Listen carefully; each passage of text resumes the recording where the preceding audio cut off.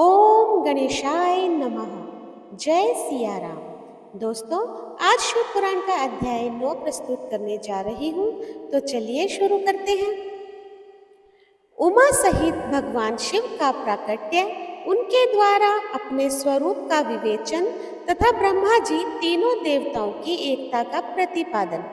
ब्रह्मा जी कहते हैं, नारद, भगवान विष्णु के द्वारा की हुई अपनी स्तुति सुनकर करुणानिधि महेश्वर बड़े प्रसन्न हुए और उमा देवी के साथ वहां प्रकट हो गए। उस समय उनके 5 मुख और प्रत्येक मुख में 3-3 नेत्र शोभा पाते थे। भाल देश में चंद्रमा का मुकुट सुशोभित था। सिर पर जटा धारण किए गौर वर्ण विशाल नेत्र शिव ने अपने संपूर्ण शरीर में विभूति लगा रखी थी। उनके 10 भुजाएं थी, कंठ में नील चिन्ह था। उनके श्री अंग समस्त आभूषणों से विभूषित थे। उन सवार्ग सुंदर शिव के मस्तक भस्ममय त्रिपुंड से अंकित थे। ऐसे विशेषणों से युक्त परमेश्वर महादेव जी को भगवती उमा के साथ उपस्थित देख मैंने और भगवान विष्णु ने पुनः प्रिय वचनों द्वारा उनकी स्तुति की। तब पापहारी करुणा कर भगवान महेश्वर ने प्रसन्न चित्त होकर उन्हें श्री विष्णु देव को श्वास रूप से वेद का उपदेश दिया। उसके बाद शिव ने परमात्मा श्री हरि को गुह्य ज्ञान प्रदान किया। फिर उन परमात्मा ने कृपा करके मुझे भी वह ज्ञान दिया।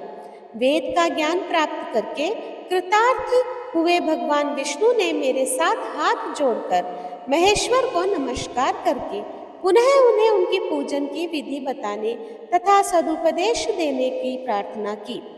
यह बात सुनकर अत्यंत प्रसन्न हुए कृपा निधान भगवान शिव ने प्रीति पूर्वक यह बात कही। श्री शिव बोले, सुर श्रेष्ठ गण, मैं तुम दोनों की भक्ति से निश्चय ही प्रसन्न हूँ। तुम लोग मुझ महादेव की ओर देखो, इसमें तुम्हें मेरा स्वरूप जैसा दिखाई देता है वैसे ही रूप का प्रयत्न पूर्वक पूजन चिंतन करना चाहिए। तुम दोनों महाबली हो और मेरे स्वरूप भूता प्रकृति से प्रकट हुए हो। मुझ सर्वेश्वर के दाएं बाएं अंगों में तुम्हारा आविर्भाव हुआ है। पितामह ब्रह्मा मेरे दाहिने भाग से उत्पन्न हुए हैं और विष्णु परमात्मा के वाम पार्श्व से प्रकट हुए हो। मैं तुम दोनों पर भली भांति प्रसन्न हूँ और तुम्हें मनोवांछित फल देता हूँ। मेरी आज्ञा से तुम दोनों की मुझ में सुदृढ़ भक्ति हो। ब्राह्मण, तुम मेरी आज्ञा का पालन करते हुए जगत की सृष्टि करो और विष्णु तुम इस चराचर जगत का पालन करो।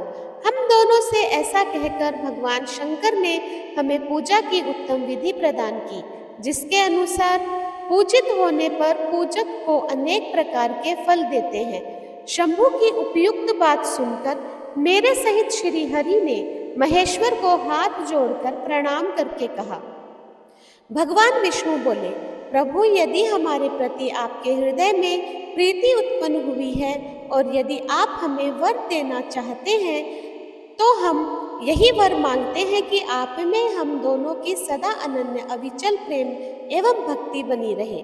ब्रह्मा जी कहते हैं, मुनि श्री हरि की यह बात सुनकर भगवान हरि मेरे साथ पुनः मस्तक झुकाकर प्रणाम करके हाथ जोड़े खड़े हुए उन नारायण देव से स्वयं कहा। श्री महेश्वर बोले, मैं सृष्टि पालन और संहार का कार्य करता हूँ, सगुण और निर्गुण हूँ तथा सच्चिदानंद स्वरूप निर्विकार पर ब्रह्मा परमात्मा हूँ।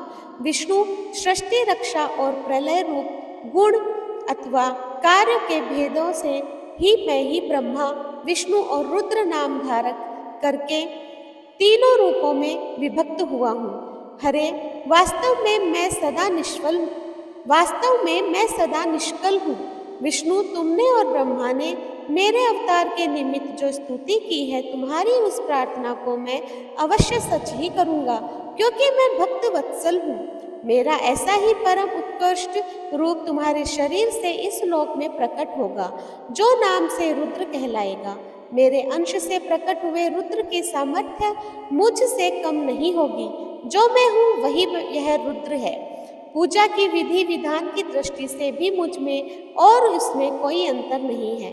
वैसे ज्योति का जल आदि के साथ संपर्क होने पर भी उसमें स्पर्श दोष नहीं रखता, उसी प्रकार मुझ निर्गुण परमात्मा को भी किसी के सहयोग से बंधन नहीं प्राप्त होता।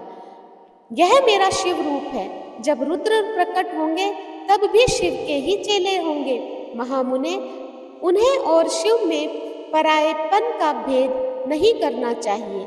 वास्तव में एक ही रूप सब जगत में व्यवहार निर्वाह के लिए दो रूपों में विभक्त हो गया है। शिव और रुद्र में कभी भेद बुद्धि नहीं करनी चाहिए। वास्तव में सारा दृश्य ही मेरे विचार से शिव रूप है। मैं ब्रह्मा, हरि और जो यह रुद्र प्रकट होंगे वह सबके एक रूप हैं, इनमें भेद नहीं है। भेद मानने पर अवश्य ही बंधन होगा, तथापि मेरा शिव रूप ही सनातन है। यदि सदा सब रूपों का मूलभूत कहा गया है, यह सत्य, ज्ञान एवं अनंत ब्रह्मा है। ऐसा जानकर श्रद्धा मन से मेरे यथार्थ स्वरूप का दर्शन करना चाहिए। ब्राह्मण सुनो, मैं तुम्हें एक गोपनीय बात बता रहा हूँ। मैं स्वयं ब्रह्मा जी की भ्रकुटी से प्रकट होऊंगा। गुणों में भी मेरा प्राकट्य कहा गया है। जैसा कि लोगों ने कहा है, हर तामस प्रकृति के हैं। वास्तव में उस रूप में अहंकार का वर्णन हुआ है। उस अहंकार को केवल तामस ही नहीं, वैकारिक भी समझना चाहिए, क्योंकि सात्विक देवगण वैकारिक अहंकार की ही सृष्टि है। यह तामस और सात्विक आदि भेद केवल नाम मात्र का है, वस्तुतः नहीं है। वास्तव में हर को तामस नहीं कहा जा सकता। ब्राह्मण, इस कारण से तुम्हें ऐसा करना चाहिए। तुम तो इस सृष्टि के निर्माता बनो और श्री हरि इनका पालन करे, तथा मेरे अंश से प्रकट होने वाले जो रुद्र है वे इसका प्रलय करने वाले होंगे। यह जो उमा नाम से विख्यात परमेश्वरी प्रकृति देवी है, इनकी शक्ति भूत वाग देवी ब्रह्मा जी का सेवन करेंगे। प्रकृति देवी से वहाँ जो दूसरी शक्ति प्रकट होगी वह लक्ष्मी रूप से भगवान विष्णु का आश्रय लेगी। तदंतर पुनः काली नाम से जो तीसरी शक्ति प्रकट होगी वह निश्चय ही मेरे अंशभूत रुद्रदेव को प्राप्त होगी। वे कार्य की सिद्धि के लिए वहाँ ज्योति रूप में प्रकट होंगी। इस प्रकार मैंने देवी की शुभ स्वरूपा पराशक्तियों का परिचय दिया। उनका कार्य क्रमशः सृष्टि पालन और संहार का संपादन ही है। सुरश्रेष्ठ, ये सब ही की सब मेरी प्रिय प्रकृति देवी की अंशभूता है।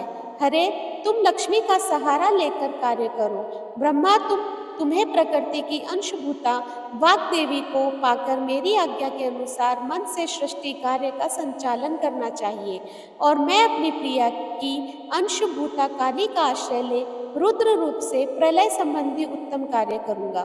तुम सब लोग अवश्य ही संपूर्ण आश्रमों तथा उनसे मिलने वाले अधिकारों द्वारा चारों वर्णों से भरे हुए लोक की सृष्टि एवं रक्षा आदि करके सुख पाओगे। हरे, तुम ज्ञान विज्ञान से संपन्न तथा संपूर्ण लोगों के हितैषी हो। मेरी आज्ञा पाकर जगत में सब लोगों के लिए मुक्तिदाता बनो। मेरा दर्शन होने पर जो फल प्राप्त होता है वही तुम्हारा दर्शन होने पर भी होगा। मेरी यह बात सत्य है, इसमें संशय के लिए स्थान नहीं है। मेरे हृदय में विष्णु है और विष्णु के हृदय में मैं हूँ। जो इन दोनों में अंतर नहीं समझता वही मुझे विशेष प्रिय है। ब्रह्मा का दाहिने अंग से प्राकट्य हुआ है और महाप्रलयकारी विश्वात्मा रुद्र मेरी हृदय से प्रादुर्भाव होंगे। वैष्णव, मैं ही सृष्टि पालन और संहार करने वाले राजस आदि त्रिविध गुणों द्वारा ब्रह्मा, विष्णु और रुद्र नाम से प्रसिद्ध हूँ। तीनों रूपों में पृथक पृथक प्रकट होता हूँ। साक्षात शिवम से भिन्न है, वे प्रकृति और पुरुष से भी परे है। अद्वितीय, नित्य, अनंत, पूर्ण एवं निरंजन पर ब्रह्म परमात्मा है। तीनों लोकों का पालन करने वाले श्री हरि भीतर तमोगुण और बाहर सत्व गुण धारण करते हैं।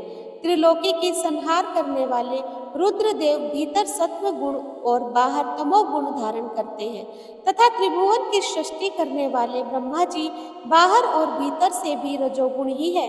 इस प्रकार ब्रह्मा, विष्णु तथा रुद्र इन तीन देवताओं में गुण है, परंतु शिव गुणातीत माने गए हैं। विष्णु, तू मेरी आज्ञा से सृष्टि करता पितामह का प्रसन्नता पूर्वक पालन करो। ऐसा करने से तीनों लोकों में पूजनीय होंगे। तो दोस्तों, शिव पुराण का आज का अध्याय 9 समाप्त होता है। आपको अगर अच्छा लगा हो तो मुझे कमेंट बॉक्स में ज़रूर बताइएगा। जो लोग मेरे चैनल पे नए आए हैं प्लीज़ सब्सक्राइब कर दीजिए और मेरे चैनल को इसी तरह आगे बढ़ाते रहिए। धन्यवाद।